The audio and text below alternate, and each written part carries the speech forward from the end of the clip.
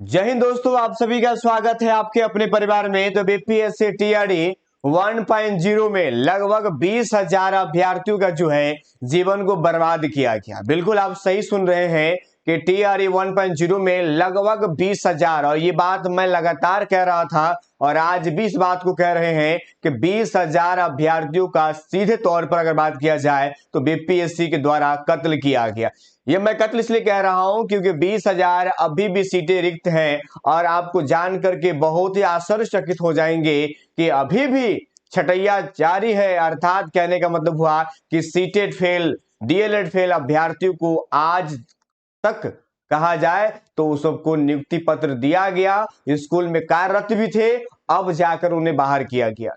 यानी समझ सकते हैं कि ऐसे बहुत सारे अभ्यर्थी होंगे जो सीटेट डीएलएड फेल होंगे, वो भी अभ्यर्थी जो है वो स्कूल में अध्यापन का कार्य कर रहे हैं, और जो रियल अभ्यर्थी है, जो एक नंबर, जो डेट ऑफ बर्थ वैसे जो छठे हैं, वो आज सड़क पर लगातार आंदोलन करने के लिए मजबूर है, लेकिन कोई भी सुनने वाला उसका नहीं है। इसका जीता जाता जो सबूत जो है आज औरंगाबाद डिस्ट्रिक्ट से निकल के सामने आया है कि आखिर पूरा के रिजल्ट आखिर क्यों नहीं दिया गया। आप आखिर देखेंगे तो आप भी कहेंगे तो वाकई में लोगों के साथ में बहुत बड़ा गलत हुआ। और अभी भी टीआरई 2.0 में भी भाषा के कह सकते हैं कि अर्हता जो थी उन सभी को समाप्त कर दिया गया। यह भी एक प्रकार से उन अभ्यर्थियों के लिए बहुत बड़ा झटका है। यानी सब तरह से अगर बात किया जाए तो बच्चों ही का ही कह सकते हैं बर्बादी ही बर्बादी, और उन्हीं का गला रहता जा रहा है। आप देखेंगे आंकड़े तो आप भी चौंक जाएंगे। देखिए पहले ये आंकड़े को आप देखेंगे, इसमें आप देख सकते हैं कि सीटें और योगदान कितने दिया गया। चयनित 70,545 लोग का चयन हुआ और योगदान मात्र 58,714,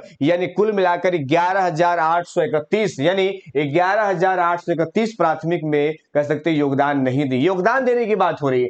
माध्यमिक की अगर बात करें 26,089 था, उसमें 18,705 किया गया। अगर माइनस करेंगे तो 7,387 अभ्यर्थी यहां पर भी योगदान नहीं दे रहे। उच्च माध्यमिक 11-12 की बात करें 23,702 था, तो यहां मात्र 19,877 लोगों ने दिया, यानी 3,825 लोगों ने योगदान नहीं दिया। ये तो योगदान नहीं देने वाले अभ्यर्थी हैं, लेकिन आपने योगदान देने वाले में भी अगर बात किया जाए तो वैसे अभ्यर्थी हैं जो फर्जी हैं, जो सीटें उतरी नहीं है। ये आज की खबर है, औरंगाबाद से आया। आप देखेंगे तो आपको झटका लगेगा और फिर कहेंगे भैया कि उन अभ्यर्थियों के साथ में बहुत बड़ा गलत हुआ। कह सकते हैं कि उनका गलत रेत दिया गया। मैं बार बार इस बात का इस्तेमाल कर रहा हूं।